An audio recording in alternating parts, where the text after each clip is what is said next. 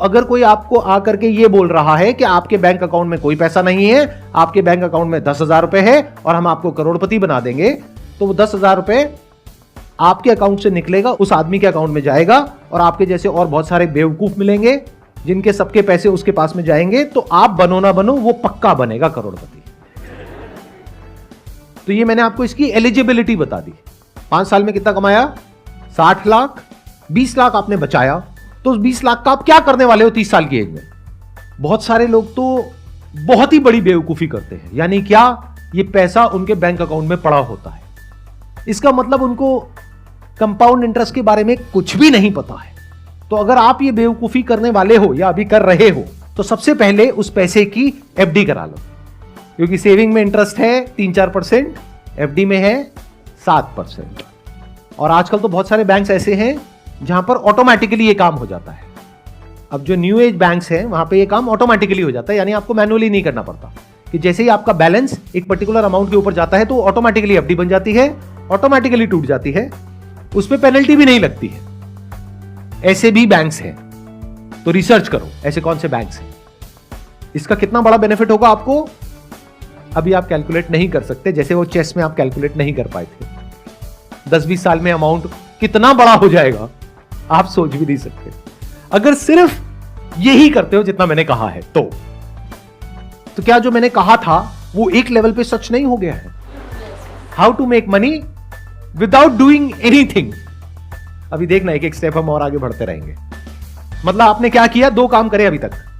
एक, कोई भी ऐसा लोन नहीं लिया जिसका इंटरेस्ट बहुत हाई हो, एक आपने ये किया। दूसरा, पैसे को आइडल नहीं छोड़ा, अपने सेविंग्स अकाउंट में या करंट अकाउंट में उसकी एफडी करा ली। अगर सिर्फ ये 2 काम करे तो you are already making a lot of money without doing anything. लेकिन अब आप कहते हो कि नहीं सर, ये जो तरीका आपने बताया इसमें मैं समझ रहा हूं कि मैं पैसा कमाऊंगा लेकिन मैं और कमाना चाहता हूं, तो उसका क्या तरीका है? तो अब ध्यान से समझना कि पैसा कमाते कैसे हैं, यानी वेल्थ कैसे क्रिएट होती है। अपना एग्जांपल दूं, उससे आई थिंक आप ज्यादा अच्छे से रिलेट कर पाओगे। हमारा जो बिजनेस है वो है स्टॉक फोटोग्राफी का। आप में से कुछ लोगों को पता होगा, कुछ को नहीं पता होगा, क्योंकि उसके बारे में मैं बात नहीं करता अपने सेशंस में। बट शॉर्ट में बता देता हूं वहां पे हम क्या करते हैं। हम कुछ इमेजेस प्रोड्यूस करते हैं या फोटोग्राफर से लेते हैं, फिर उसको आगे उसका लाइसेंस देते हैं बड़े बड़े ब्रांड्स को। तो जितनी भी आप एड्स देखते हो न्यूज़पेपर्स में, मैगजीन्स में, ऑनलाइन ऑफलाइन, उसमें जो बड़े बड़े ब्रांड्स की जो एड्स होती हैं जहां पर कुछ मॉडल्स होते हैं, मान लो कुछ फैमिलीज हैं, कपल्स हैं, वो जो फोटोग्राफ्स हैं वो there is a strong possibility वो हमसे लेते हैं अगर वहां पर कोई इंडियन फेस है तो, क्योंकि इंडियन फेसेस की हमारी पूरे वर्ल्ड की सबसे बड़ी कलेक्शन है। लेकिन आने वाले टाइम में इस बिजनेस के ऊपर एक बहुत बड़ा थ्रेट है because of AI, artificial intelligence. क्योंकि अब क्या हो रहा है, बहुत सारे ऐसे सॉफ्टवेयर आ गए हैं, बहुत सारे ऐसे प्लेटफॉर्म्स आ गए हैं जैसे मिड जर्नी है, जहां पर के आप जाओ और कुछ प्रॉम्प्ट दो और वो आपको बिल्कुल रियलिस्टिक इमेजेस बना करके दे देगा। तो अगर वो इमेजेस वहां से आपको फ्री में मिल जाएगी, ऑलमोस्ट फ्री में मिल जाएगी, तो कोई हमसे इमेजेस क्यों खरीदेगा? देखो तीनों सिनारियोस पकड़ लेते हैं कि मेरे अपने बिजनेस में कितनी रिटर्न आने वाली है गोइंग फॉरवर्ड अगले 5-10 साल में, या तो 0%, या अगर कुछ बहुत कमाल का हमने कर दिया जो हम कर रहे हैं तो 10%। और अगर हम इस थ्रेट को ढंग से मैनेज नहीं कर पाए, यानी जो एआई की वजह से हमारे बिजनेस पे थ्रेट है उसको हम ढंग से मैनेज नहीं कर पाए, तो बिजनेस हो सकता है 10% से गिरने लग जाए हर साल का। तो मैंने कैलकुलेशंस करी कि अगर मेरे पास में इतना अमाउंट है, अगर उसको मैं अपने बिजनेस में लगाता हूं तो वहां पे in the best case scenario return आएगी 10%। तो क्या कहीं कोई और बिजनेस है जहां पर मैं पैसा लगाता हूं तो रिटर्न आएगी 25 से 30%? तो उस बिजनेस में पैसा लगाना बेटर है या अपने बिजनेस में पैसा लगाना बेटर है? Does it making some sense to you guys? अब मैं कुछ ऐसा बोलने वाला हूं जो हो सकता है आप लोगों की जो सोच है उससे बहुत अलग है, लेकिन अगर समझोगे डीपली मेरी बात को तो समझ पाओगे मैं किस एंगल से क्या बोल रहा हूं। हम जब भी स्टॉक मार्केट का नाम सुनते हैं तो हम सबके माइंड में क्या थॉट्स आते हैं? जुआ है, सट्टा बाजार है, रिस्की है, जो पूरी तरह से झूठ नहीं है, क्योंकि बहुत सारे लोग इसको इसी तरीके से देखते हैं। किसी ने कहा ये शेयर ऊपर जाने वाला है, खरीद लिया, और ये तो नीचे चला गया, अब क्या करें? नहीं, अब जब वापस से उस भाव पे आएगा तब बेचेंगे, अब वो आधा रह गया, अब क्या करें? नहीं, अभी भी उसको तभी बेचेंगे जब वो वहां पे आएगा, अब वो 10 गुना कम हो गया, अब क्या करें? बैठे हैं और रो रहे हैं और अपने आसपास में लोगों को कह रहे हैं बिल्कुल बेकार है, और अपने बच्चों को भी ये कह रहे हैं बिल्कुल दूर रहना इससे, कुछ नहीं पड़ा इस सब। ऐसा ही है। जबकि स्टॉक मार्केट ये नहीं है। यानी कि शॉर्ट टर्म में दुनिया की कोई ताकत प्रेडिक्ट नहीं कर सकती है कि जो स्टॉक मार्केट है वो ऊपर जाने वाला है या नीचे जाने वाला है, या कोई पर्टिकुलर स्टॉक ऊपर जाने वाला है या नीचे जाने वाला है। लेकिन लॉन्ग टर्म में उसको प्रेडिक्ट करना बहुत आसान है अगर आप बिजनेस को समझते हो तो मैंने क्या किया, जब मुझे क्लियरली नजर आ गया कि मेरे बिजनेस का एक सैचुरेशन पॉइंट आ रहा है, तो मैंने डाइवर्सिफाई किया। अब अगर आपकी लैंग्वेज में बात करी जाए तो मैंने एक स्टॉक परचेज किया, बट अगर मेरे पर्सपेक्टिव से बात करी जाए तो मैंने एक बिजनेस को परचेज कर लिया। दोनों में फर्क देख पा रहे हो? कितने देख पा रहे हैं मैंने क्या बोल दिया है? बाकियों को नहीं समझ आ रहा, मैं समझाता हूं। आप स्टॉक मार्केट को कैसे देखते हो? मैंने शेयर खरीद लिया, शेयर बेच दिया, शेयर का भाव ऊपर चला गया, शेयर का भाव नीचे चला गया। मैं ऐसे नहीं देखता। जो भी लोग एक्चुअल में समझते हैं स्टॉक मार्केट को, वो ऐसे नहीं देखते। बल्कि स्टॉक मार्केट भी गलत वर्ड है। बिजनेस को जो समझते हैं वो ऐसे नहीं देखते। वो कैसे देखते हैं कि स्टॉक का जो प्राइस है वो डिसाइड होता है based upon sentiments in the short term, कि मार्केट के सेंटिमेंट्स कैसे हैं, मार्केट में ग्रीड है या फियर है, जिसको बोलते हैं बुल रन है या बेयर मार्केट है। उसके बेस पे स्टॉक के प्राइसेस डिसाइड होते हैं। एक बिजनेस की वैल्यू होती है 100 रुपए, उसका प्राइस होता है 20 रुपए, और एक बिजनेस की वैल्यू होती है 100 रुपए, उसका प्राइस होता है 1000 रुपए। मार्केट में ऐसा सब कुछ देखने को मिलता है। तो अगर ये बात आपको समझ आ रही है तो प्राइस को देखोगे सिर्फ इस पॉइंट ऑफ व्यू से कि जो उस बिजनेस की एक्चुअल में वैल्यू है उससे मुझे सस्ता मिल रहा है या उससे महंगा मिल रहा है। बट रोज बैठ करके ये नहीं देखोगे आज ऊपर चला गया तो मैं खुश हो रहा हूं, नीचे चला गया तो दुखी हो रहा हूं। जैसे अगर आप अपना कोई बिजनेस भी करते हो तो उसको क्या सोच करके करते हो कि आज मैंने बिजनेस शुरू किया, अरे ये बिजनेस तो बढ़िया है, अरे ये बिजनेस तो बुरा है, ऐसे करते हो? या बिजनेस में एक विजन होती है कि 1 साल बाद क्या होने वाला है, 2 साल बाद क्या होने वाला है, 5 साल बाद क्या होने वाला है, 10 साल बाद क्या होने वाला है। तो ये देखना आपको आना चाहिए। अब ये कैसे आएगा? एक बुक है बेंजामिन ग्राम की, which is the intelligent investor, उसको पढ़ो। उससे क्या होगा, आपको बेसिक्स समझ आएंगे स्टॉक मार्केट होता क्या है। उसके अलावा एंटरप्रेन्योरशिप के ऊपर बहुत सारी बुक्स है, वो पढ़ो। अगर आप जॉब कर रहे हो तब भी, क्योंकि आपको बिजनेस समझ आना चाहिए। अगर आपको समझ आ रहा है कि बिजनेस क्या है और स्टॉक मार्केट क्या है और लॉन्ग टर्म इन्वेस्टिंग क्या होती है, कंपाउंडिंग क्या होती है, तो स्टॉक मार्केट आपके लिए एक जरिया है या तो एक नया बिजनेस करने का, या जो अपना बिजनेस कर रहे हो उसके अलावा एक और बिजनेस में डाइवर्सिफाई करने का, जो मैंने किया। यानी आज से 6 महीने पहले मैंने क्या किया, पूरे स्टॉक मार्केट को देखा, यानी इंडियन स्टॉक मार्केट। फिर उसमें से फाइनली ढूंढ करके, मेरे 100 पैरामीटर्स हैं, उसमें मैंने देखा कितनों पे टिक हो रहा है। किसी बिजनेस में 50 पे टिक हो रहा है, 50 पे नहीं हो रहा है, किसी में सिर्फ 10 पे टिक हो रहा है।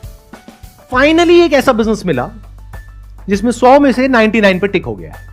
इससे बेटर अभी तक मुझे और कुछ नहीं मिला है। तो उस बिजनेस में मैंने एक काफी अच्छा स्टेक ले लिया आज से 6 महीने पहले। आज की डेट में मेरे 2 बिजनेस हैं।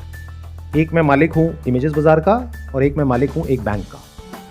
अब जब मैंने ये बोला, आपने तालियां बजाई, इसका मतलब क्या है? आपको ये लग रहा है कि मैंने पूरा का पूरा बैंक खरीद लिया। अरे नहीं भैया, I am one of the owners of that bank. Owner कौन होता है और एम्प्लॉय कौन होता है? जो उस बैंक का मैनेजमेंट है वो एम्प्लॉइज है, जो उस बैंक का सीईओ है वो एम्प्लॉय है उस बैंक का, उसको सैलरी मिलती है। बट मालिक कौन है? Share holder is the owner. तो I am the share holder of that particular bank. अब वो बैंक, मेरी कैलकुलेशन कहती है, on the most conservative side, it will give me a return of around 30% CAGR in the next 10 years.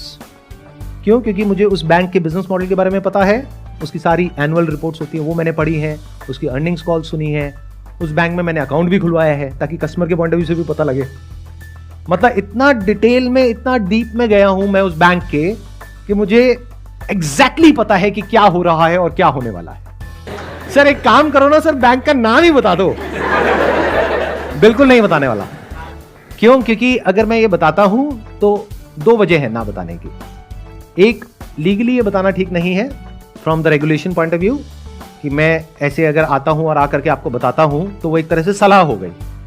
तो I can not give you any advice. तो मैं आपको नहीं बता रहा कि उसका नाम क्या है, खुद फिगर आउट करो। अगर मैंने आपको नाम बता भी दिया बैंक का, आपने खरीद भी लिया, तब भी आप डरे रहोगे। जैसे उस बैंक के शेयर का प्राइस है वो मानो 1 साल बाद आधा रह गया, तो वैसे तो आपके पास में मेरा फोन नंबर नहीं है, लेकिन अगर होगा तो फोन करोगे, सर ये क्या हो गया, सर मैं लुट गया, मैं बर्बाद हो गया। क्यों? क्योंकि स्टॉक मार्केट तो समझ आया नहीं है आपको, ना बिजनेस समझ आया है। Never blind trust anyone. Blind trust का मतलब यही है कि आप कुछ देख ही नहीं पा रहे थे, बस किसी के पीछे पीछे चल रहे हैं, वहां पर हमेशा डर रहता है। आंखें हैं आपके पास में तो देखो, कान है सुनो, दिमाग है समझो कि जो मैंने कहा वो क्या है, और जरूरी नहीं है वही करना है जो मैंने किया, क्योंकि आपको पता ही नहीं कि मैंने क्या किया और किस प्राइस पॉइंट पे किया। जिस प्राइस पॉइंट पे मैंने इन्वेस्ट किया आज ऑलरेडी उससे 50% ऊपर है वो, तो क्या ये प्राइस पॉइंट ठीक है या नहीं है इन्वेस्ट करने के लिए? हो सकता है हो सकता है ना हो, मैं क्यों बताऊं, खुद फिगर आउट करो।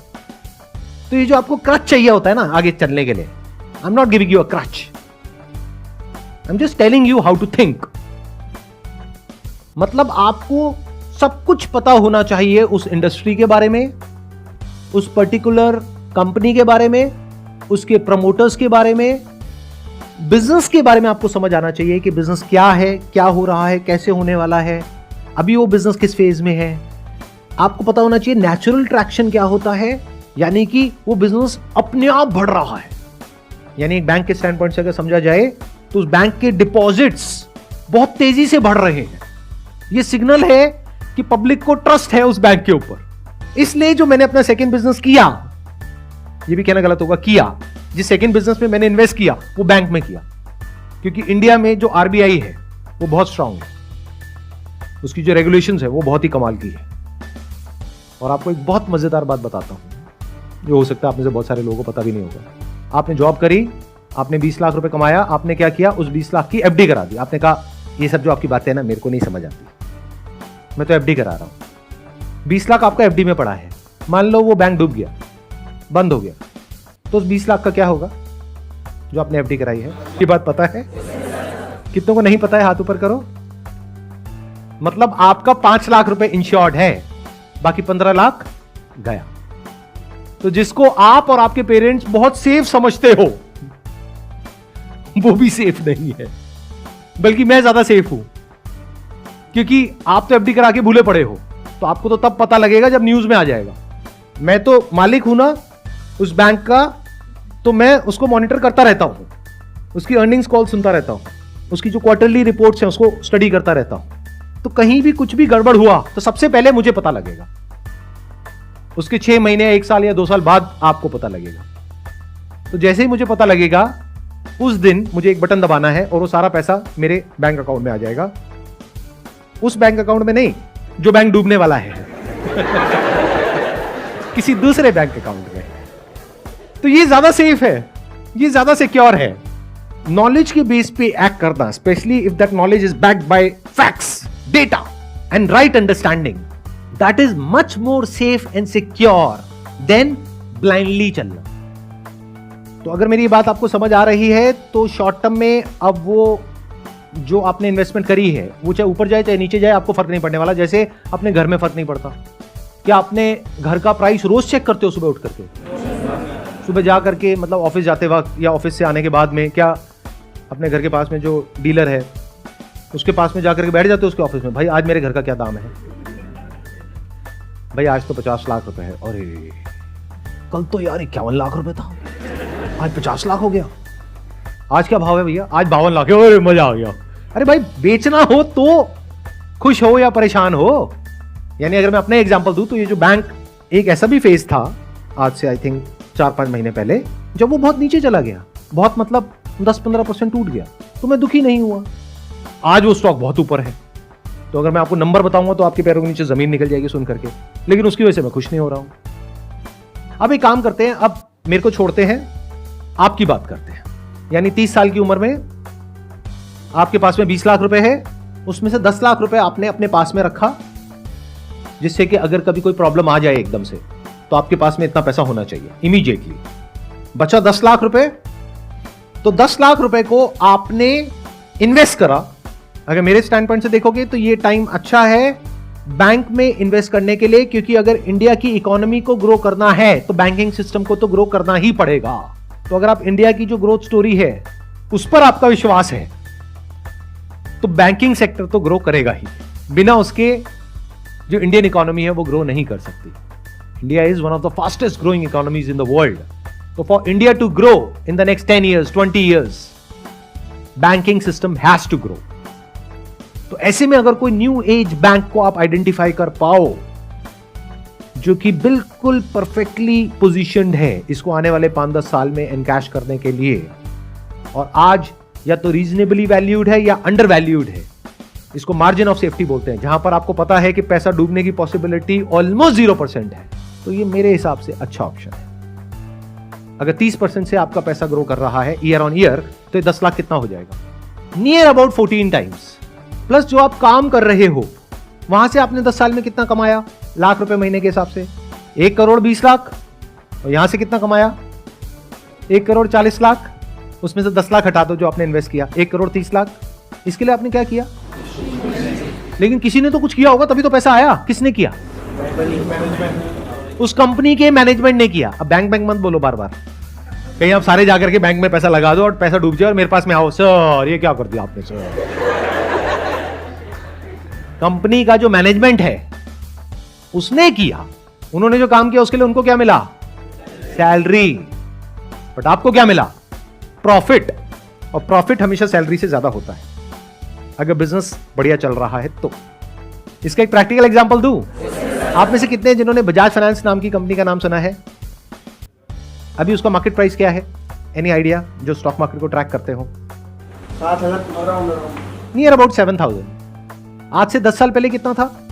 यानी अभी ये 2023 चल रहा है तो 2013 में कितने का था वो? नियर अबाउट 100 रुपए। तो 10 साल में कितना हो गया? 70 टाइम्स। 20 साल पहले कितने का था? 7 रुपए का। तो 20 साल में कितना गुना हो गया? 1000 गुना।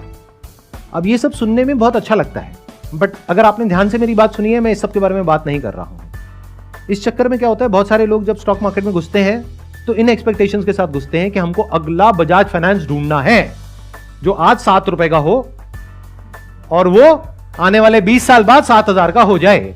इस चक्कर में उनका वो जो 7 रुपए है वो भी 70 पैसे रह जाता है 20 साल बाद। तो मैं इसकी बात कर ही नहीं रहा हूं, यानी मैं पेनी स्टॉक्स की बात नहीं कर रहा हूं, मैं स्मॉल कैप की बात नहीं कर रहा हूं। मैं कुछ हद तक वो बात कर रहा हूं जिस फेज में बजाज फाइनेंस आज से 10 साल पहले था, 20 साल पहले नहीं, क्योंकि वहां पर ये बता पाना कि 20 साल बाद ऐसा कुछ होने वाला है, that was next to impossible. But 10 साल पहले अगर किसी में एक रीजनेबल अमाउंट ऑफ अंडरस्टैंडिंग थी एनबीएफसी सेक्टर की, तो वो प्रेडिक्ट कर सकता था कि 10 साल बाद कुछ ऐसा होने वाला है। तो मैं बात कर रहा हूं उस वक्त वहां पर एंटर करो जब रिस्क कम हो और रिटर्न की पॉसिबिलिटी बहुत ज्यादा हो। मैंने क्या कहा? आपका पैसा 10 साल में कितना गुना हो जाएगा अगर 30% की रिटर्न आई तो? 14 टाइम्स। और बजाज फाइनेंस कितना हुआ पिछले 10 साल में? 70 गुना।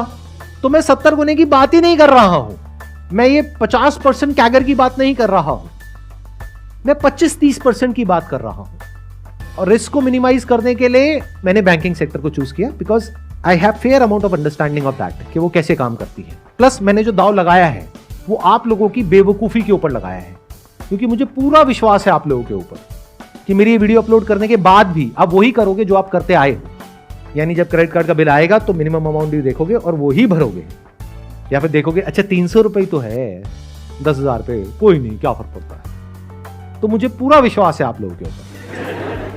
आई थिंक हिस्ट्री में पहली बार हो रहा है कि मैं अपने ही बिजनेस को खत्म करने का रास्ता आप लोगों को दिखा रहा हूं जिसमें आपका फायदा है। क्योंकि बैंक का फायदा किसमें है? जब आप महंगे से महंगे इंटरेस्ट पे लोन लो ज्यादा से ज्यादा, तब बैंक कमाएगा, तब मैं कमाऊंगा, because I am the owner of that bank. तो मेरा फायदा इसमें है। लेकिन मैंने अपने नुकसान की बात कर दी है। मैंने जो आपको कहा अगर आपने एक्चुअल में वो कर दिया या सबने वो कर दिया तो मैं तो लॉस में चला जाऊंगा। क्यों? क्योंकि आपका जो पैसा सेविंग्स अकाउंट में पड़ा है उसको उठा के आपने एफडी करा दिया, एफडी में आपको मिल गया 7%, ऊपर से आपने महंगे लोन लेना बंद कर दिए। प्लस बैंक के अपने खर्चे भी तो हैं, इंप्लॉइज हैं, सैलरीज हैं, ब्रांचेस हैं, उसका रेंट है। तो बैंक ने क्या कमाया? तो मैं लॉस में चला गया। लेकिन मुझे पता है ये सब जो मैंने कहा है आप ऐसा कुछ भी नहीं करोगे, फिर आप कहोगे कह क्यों रहे हो? अरे ऐसे ही मेरी आदत है सच बोलने की, इसी में तो मजा है।